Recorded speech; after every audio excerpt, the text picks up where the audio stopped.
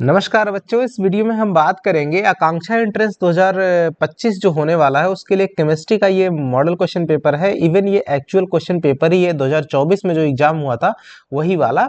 इसमें हम इसके पहले दो पार्ट में करके जो है इसके 60 नंबर तक के क्वेश्चन को कवर किए हुए हैं। अगर नहीं देखा आपने तो उसको पहले देख लीजिएगा और इस वीडियो के नीचे डिस्क्रिप्शन बॉक्स में उसका लिंक भी मिल जाएगा। इवन आपको जो है इसके आई बटन में क्लिक करके आपको वहां भी वीडियो का लिंक मिल जाएगा। तो चलिए शुरू करते हैं बिना देर किए हुए। और ये देखिए 61 नंबर का जो क्वेश्चन है, एस्को में उपस्थित अशुद्धि कहलाती है। The impurity present in the ores is called gang, right. इसको क्या कहते हैं? गैंग कहते हैं। ऑप्शन नंबर 1 सही हो जाएगा। आपको बता दें बच्चों, ये वीडियो आपको जो मेडिकल और इंजीनियरिंग दोनों ग्रुप के बच्चों के लिए ये फायदेमंद रहने वाला है। अगले क्वेश्चन की तरफ अगर बढ़े हम, 62 नंबर, निम्न में एल्कीन है। एल्केन, एल्कीन, एल्काइन आपने पढ़ा होगा। एल्केन का जो सामान्य सूत्र होता है CnH2n+2, ये होता है एल्केन। याद रखना, ये कई बार इससे क्वेश्चन पूछते हैं। और जो एल्कीन होता है, एल्कीन का फॉर्मूला CnH2n होता है। और एल्काइन, एल्काइन, एल्काइन का फॉर्मूला बन जाएगा CnH2n-2। अब इसी में एल्केन में सिंगल बॉन्ड, एल्कीन में डबल बॉन्ड और एल्काइन का पहचान है ट्रिपल बॉन्ड होती है। अब जैसे इसमें पूछ रहा है तो बस तुरंत फॉर्मूले पे एल्कीन की बात कर रहा है तो जाहिर सी बात है कौन सा कॉन्सेप्ट यूज होगा, कौन सा फॉर्मूला यूज होगा? CnH2n, right. एन की जगह जो भी नंबर रहेगा और H जो है उसका डबल रहेगा, तो जाहिर सी बात है पहला तो होगा नहीं, C5H10 यही आपका बन जाएगा। अच्छा, इसका नाम क्या होगा? तो 5 है तो देखिए मेथ एथ प्रोप ब्यूट पेंट, 5 कार्बन है तो पेंट हो जाएगा, पेंट। और प्लस का क्या बन जाएगा? एल्कीन है, इन बराबर पेंटीन। इस तरह से इसका नाम क्या बन जाएगा? Pentene, right. अगले क्वेश्चन की तरफ बढ़ते हैं, 63। एथेन का आणविक सूत्र, एथेन का आणविक सूत्र C2H6 है, राइट। इसमें कितने सहसंयोजक बंध है? अब जो आपका बनाना है, जैसे कार्बन सहसंयोजक बंध का मतलब क्या होता है? टोटल जो आपके सिंगल बॉन्ड्स हैं वो आपके बंधों की संख्या को गिन लेना है, राइट। तो यहाँ पे देखना, जो कोवेलेंट बॉन्ड की बात करता है तो C2H6, तो कार्बन जो होता है, कार्बन की परमाणु संख्या 6 होती है। इलेक्ट्रॉनिक विन्यास जब आप करिएगा तो 2,4 यानी बाह्यतम सेल में जो है 4 इलेक्ट्रॉन होते हैं। तो अब जो होगा, कार्बन कार्बन इस तरह से 1 2 3 और 4, दूसरा कार्बन 1 2 3 और 4 कर दिया। एक सिंगल कार्बन जो है इससे सिंगल के साथ में साझेदारी करके एक बॉन्ड बना दिया, यहाँ पे एक इस तरह से बॉन्ड। अब जो है बाकी 3 बचते हैं, तो एक जो है हाइड्रोजन में एक ही होता है, एक यहाँ हाइड्रोजन से जुड़ेगा, एक हाइड्रोजन इधर जुड़ेगा। इस तरह से हाइड्रोजन हाइड्रोजन और हाइड्रोजन के साथ में एक बॉन्ड, 2 बॉन्ड, 3 बॉन्ड, 4 5 6 और यहाँ पर एक 7 बॉन्ड, राइट। तो हम कह सकते हैं कि इसमें कितने सहसंयोजक आबंध बनेंगे? 7, राइट। तो 7 कोवेलेंट बॉन्ड आपको बन जाएंगे। ऑप्शन नंबर 2 आपका करेक्ट हो जाएगा। इस तरह से टोटल बॉन्ड्स को काउंट कर लेना है। ब्यूटेनॉन एक चतुर कार्बनिक यौगिक है जिसका प्रक्रियात्मक फंक्शनल ग्रुप क्या होता है? ब्यूटेनॉन, ऑन की बात कर रहा है यहाँ पे, अंग्रेजी में देखिए ब्यूटेनॉन, राइट। नोन, तो नोन जो है किसके साथ में आता है? नोन जो है आपका कीटोन के फंक्शनल ग्रुप का जो नाम आता है, कीटोन। तो ओन से नोन बनता है, राइट, कीटोन। और ये इसका फॉर्मूला क्या बनता है? Single bond C double bond O, ये आपका फॉर्मूला होता है। तो इसको आपको याद रखना है। तो ब्यूटेनॉन में जो है कौन सा फंक्शनल ग्रुप आएगा? आपका कीटोन। ऑप्शन नंबर 3 आपका सही हो जाएगा। अगले क्वेश्चन पे बढ़े, एल्केन का सामान्य सूत्र अभी आपको बताया CnH2n+2, जैसे methane, propane, butane, right. Meth eth, methane, alkane, propane, butane, इस तरह से CnH2n+2 कौन सा है? ऑप्शन नंबर 4 में दिया हुआ है। अगला क्वेश्चन नंबर 66 है, निम्न में कौन क्लोरीन के साथ प्रतिस्थापन उत्पाद देता है? ध्यान देना, जो कौन है क्लोरीन के साथ जो आपका प्रतिस्थापन उत्पाद देता है? तो बच्चों जो एल्केन होते हैं, एल्केन अभी यहाँ पे लिखा हुआ है, ये एल्केन्स जो होते हैं, एल्केन आपके प्रोपीन के जो क्लोरीन के साथ में प्रतिस्थापन यानी कि रिप्लेस करके जब रिएक्शन करेंगे तो रिप्लेसमेंट वाले उत्पाद जनरेट करते हैं, राइट। एक चीज ध्यान देना, जो एल्केन होते हैं तो सही आंसर क्या बन जाएगा? एल्केन। हाँ, कहीं कहीं पे एल्कीन भी ऑप्शन में आता है तो ये दोनों तो कभी नहीं हो सकते हैं, राइट, क्योंकि ये एल्काइन के ग्रुप के हैं। और ये जो है ऑप्शन नंबर 2 के बारे में क्या ख्याल है, आप कमेंट जरूर करके बताइएगा कि क्या ये भी आएगा या फिर नहीं। आई होप मेरे हिसाब से होना चाहिए C2H6, एल्केन ज़्यादा प्रीफर करेंगे, लेकिन कभी कभी आपको एल्कीन भी नज़र आता है, क्योंकि एल्केन और एल्कीन दोनों ही रिप्लेस करते हैं, राइट। फिर भी आप बताइएगा कि इसमें से कौन बेटर ऑप्शन है। अगला क्वेश्चन है 67, डैश वह यौगिक है जो नीले लिटमस को, आपको बता दें पहले आप पीएच स्केल को पढ़ लीजिए। पीएच स्केल में इस तरह से आपके जो है बहुत सारे छोटे छोटे खाने बने रहते हैं। कितने रहते हैं यहाँ पे आपको 0 1 2 3 4 5 6 7 8 9 10 11 12 13 और 14 ऐसे नंबर्स रहते हैं। तो ये जो 7 नंबर रहता है, 7, इसको न्यूट्रल बोलते हैं, यानी कि उदासीन। यहाँ पे कुछ नहीं। इस साइड का जो कलर होता है, आपको बैंड की कलर बता रहे हैं, ये आपका रेड कलर में रहेगा, और ये आपका बैंड कलर जो होता है ये आपका ब्लू, जैसे जैसे आगे जाएंगे ब्लू रहता है। और इधर जो है ये अम्लीय होता है। क्या होता है? अम्लीय। और ये आपका क्षारीय नेचर का होता है। तो आपको कह रहा है क्या कि नीले लिटमस विलेन को लाल बना देता है। तो नीले को लाल बना देता है तो जाहिर सी बात है वो क्या होगा? अम्लीय हो जाएगा।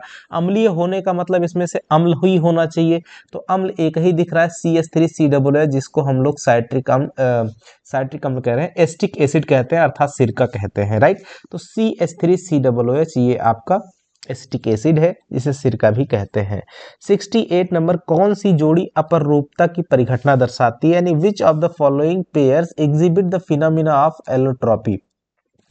तो भाई परिघटना जो अपरूपता मतलब एक ही तत्व के, एक ही पदार्थ के एक जो है दो रूप, राइट।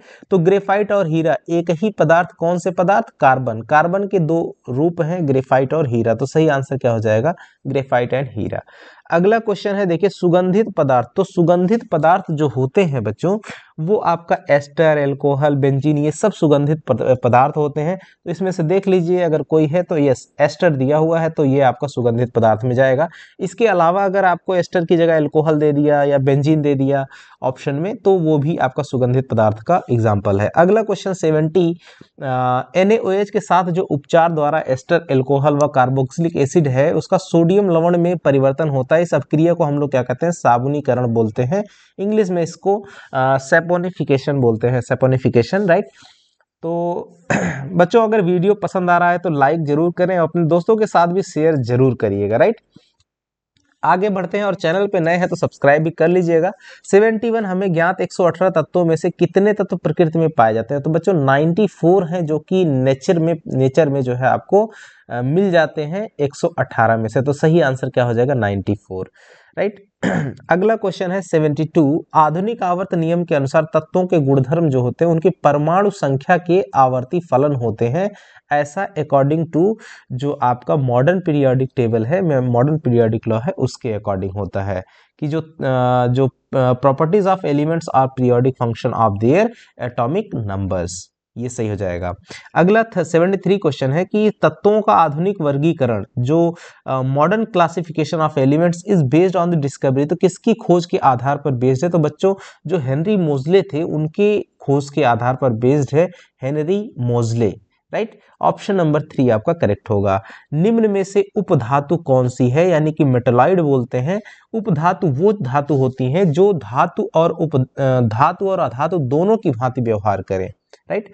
ध्यान रखना, उपधातु क्या होती हैं? जो धातु और उपधातु दोनों के साथ में, दोनों जैसा व्यवहार करें, साथ में नहीं, दोनों जैसा, दोनों की तरह व्यवहार करें। तो जैसे सिलिकॉन हो गया, बोरान हो गया, जर्मेनियम हो गया, पोलोनियम हो गया, ये सब जो है आपके उपधातु के एग्जाम्पल हैं। तो इसमें कौन सा कुछ मिल रहा है? यस, सिलिकॉन मिल रहा है, तो सिलिकॉन हो जाएगा। जर्मेनियम भी उपधातु है, बोरान भी है, पोलोनियम है, इस तरह से।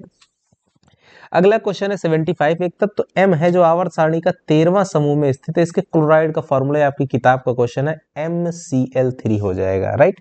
अगला क्वेश्चन है 76, सोडियम, मैग्नीशियम, एल्यूमिनियम और फास्फोरस आवर्त सारणी के तृतीय आवर्त में स्थित है, इससे अम्लीय ऑक्साइड यानी कि जो आपका एसिडिक ऑक्साइड फॉर्म कौन करेगा इनमें से?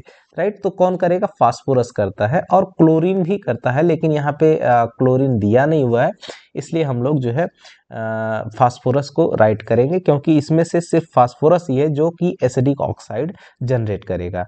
अगला क्वेश्चन 77 है, तत्व फ्लोरीन और क्लोरीन आवर्त सारणी के 17वें समूह में है, इनमें सबसे बाहरी कोशिकाओं में कितने इलेक्ट्रॉन होंगे? तो फ्लोरीन का जो परमाणु क्रमांक 9 होता है तो इसका इलेक्ट्रॉनिक विन्यास करेंगे तो 2,7, और क्लोरीन का 17 होता है परमाणु क्रमांक, इलेक्ट्रॉनिक विन्यास 2,8,7। तो सबके बाहरी कोष में जो इलेक्ट्रॉनों की संख्या है वो बच्चों कितनी बनती है? 7। तो ऑप्शन नंबर 2 सही हो जाएगा, 7।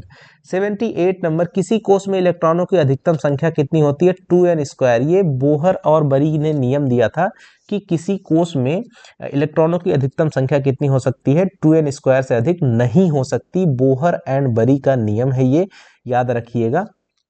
तो सही ऑप्शन क्या हो जाएगा? 3, बोहर बरी का नियम। 79, आवर्त सारणी में एक आवर्त में तत्वों की परमाणुिक त्रिज्या के बारे में सही कथन। तो बच्चों जैसे जैसे हम जो है आपने जो है लेफ्ट टू राइट जाते हैं, राइट, बाएं से दाहिने की ओर जाते हैं, तो वैसे वैसे वो डिक्रीज होती है, यानी कि घटती जाती है। बाएं से दाएं की ओर जाने पर आपका ये जो रेडियस होती है किसकी? एटॉमिक रेडियस, वो घटती जाती है। तो सही आंसर क्या हो जाएगा? पहला वाला, it decreases from left to right. अगला क्वेश्चन है 80 नंबर का, न्यूलैंड्स के अष्टक नियम, यानी according to Newlands law of octaves there are x elements. तो इसके अनुसार दो सदृश, सदृश मतलब एक जैसे, एक समान गुण वाले तत्वों के बीच एक्स तत्व होते हैं। तो जैसे इनका नियम क्या है ये ध्यान देना कि अगर हम जो है अगर हम according to increasing atomic mass, यानी कि एटॉमिक मास जो होता है तत्वों का, जो परमाणु द्रव्यमान होता है, उसको बढ़ते क्रम में, एटॉमिक मास को बढ़ते क्रम में अगर हम अरेंज करें, तो जैसे 1 2 3 4 5 6 7 8 9 10 11 12 13 14 15 16 17 और 18, तो हर आठवां तत्व 8 के बाद फिर 8वां, 1 2 3 4 5 6 7 8, मतलब हर 8वां तत्व, प्रत्येक 8 तत्व जो होंगे क्या होते हैं? वो एक जैसे बिहेव करते हैं। तो कितने तत्व होते हैं बीच में? तो आंसर क्या करेंगे? 8, राइट। तो सही आंसर क्या बन जाएगा? ये ध्यान देना, एक सेकंड रुक जाना, इसमें कंफ्यूज नहीं करना है। तो प्रत्येक 8वां तत्व जो होता है क्या होगा? यहाँ काउंट कर लेना होगा प्रत्येक 8वां तत्व, जैसे 1 2 3 4 5 6 7 8, फिर 1 2 3 4 5 6 7 8वां 16 हो जाएगा। तो आई थिंक कि इसका सही आंसर 7 होना चाहिए। लेकिन आप भी जो है इसमें पूछ रहा है कि तो समान गुणों वाले तत्वों के बीच, तो समान गुण एक तो 8 नंबर वाले पे होगा, दूसरा 16 नंबर वाले पे होगा, तो इनके बीच में कितने तत्व होते हैं? बीच में के बीच एक्स तत्व होते हैं, एक्स तत्व का मान पूछ रहा है। तो बच्चों मुझे तो लग रहा है 7 होना चाहिए, लेकिन आपके हिसाब से क्या होगा वो आप जरूर कमेंट बॉक्स में कमेंट करके बताइएगा, राइट। तो इस तरह से ये चीज है। अष्टक नियम यही है न्यूलैंड्स का कि अकॉर्डिंग टू मास, जो एटॉमिक मास के अकॉर्डिंग जो हम अगर अरेंज करें इनको, किस इंक्रीजिंग ऑर्डर में, एटॉमिक मास के इंक्रीजिंग ऑर्डर में अरेंज करें, तो प्रत्येक 8वां एलिमेंट जो होता है वो एक जैसा क्या होता है? गुण प्रकट करता है, राइट। तो यही अष्टक नियम है न्यूलैंड्स का। आई होप कि आपको समझ में आया होगा बच्चों, और समझ में आया हो तो लाइक जरूर करेंगे, और नए हैं तो सब्सक्राइब भी कर लीजिएगा, अपने दोस्तों के साथ भी शेयर करिएगा। मिलेंगे अगले वीडियो में, तब तक के लिए नमस्कार, जय हिंद बच्चों।